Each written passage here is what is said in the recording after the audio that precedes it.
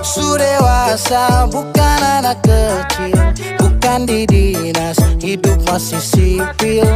Bisa bikin rumah tangga stabil, tinggal kau pilih mana baik mana ganggu.